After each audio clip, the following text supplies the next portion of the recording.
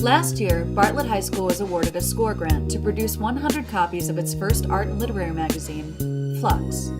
Obtaining this award granted our organization the ability to expand its vision, along the way hosting several social intervention programs, coordinating sold-out open mic nights which drew students in from neighboring districts, and what has been described to me as one of the most life-changing experiences ever, louder than a bomb. With the help of this year's grant, we hope to spread these experiences, along with the positive community impact that comes with them, to all 6 high schools in our district. Before we get into the specifics of our application, you'd probably like to know what Louder Than a Bomb, or LTAB, actually is. LTAB, the world's largest youth poetry slam, began 15 years ago as Chicago-based poet and teaching artist Kevin Colwell's reaction to anti-gang loitering laws in the city after terrorist attacks on 9/11. What began in a basement has grown to include over 100 Chicagoland schools over a full month of workshops and competitions. In 2010, it was also the subject of a multi-award-winning documentary. Adam Gottlieb, one of 4 students upon which the documentary was focused, also happens to be one of our community partners through a local nonprofit organization called the Teen Writers and Artists Project. In fact, it was Adam who initially reached out to us about LTAB in the first place. After holding tryouts for our team in January, students had less than a month to create and memorize individual pieces in addition to composing 2 group poems, which include 4 members each.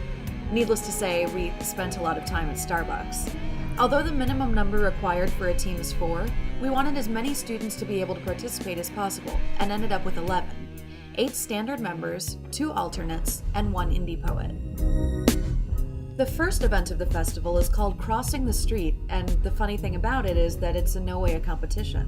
Rather, it's to set the overall tone of community, acceptance, and openness that ran through the entire month, urging students to not only ignore the boundaries that separate them, but to tear those boundaries down. Several messages rung loud and clear. We should strive to live in brave places rather than safe ones. The points are not the point is the poetry. This is my living room, and you are my family. The only disappointing part about Crossing the Street was the knowledge that we were the only school in our district who had. So, inspired by Crossing the Street, we got this idea. Empowering the youth of our community by giving them a forum to speak out about issues that matter to them empowers our communities as well. Allowing students from multiple communities the opportunity to meet and collaborate, both in person and through the use of social media, is an invaluable experience. Also, through smart use of various social media platforms, students from all schools can surely acquire sponsors so that their locations may participate in LTAB for years to come. Suggested LTAB timeline is as follows. Informational meetings end of December, tryouts early January, registration February 1st, Crossing the Street February 21st, late February to early March prelims, last week in March semi and indie finals, and March 28th group finals. Our proposed budget for this project assumes that all schools will fund 1 team and an indie poet.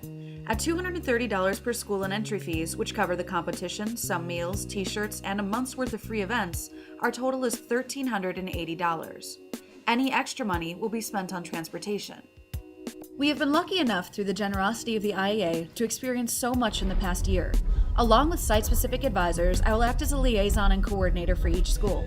Together, we can help to create a lasting difference in the social atmosphere of the largest suburban district in Illinois. Thank you.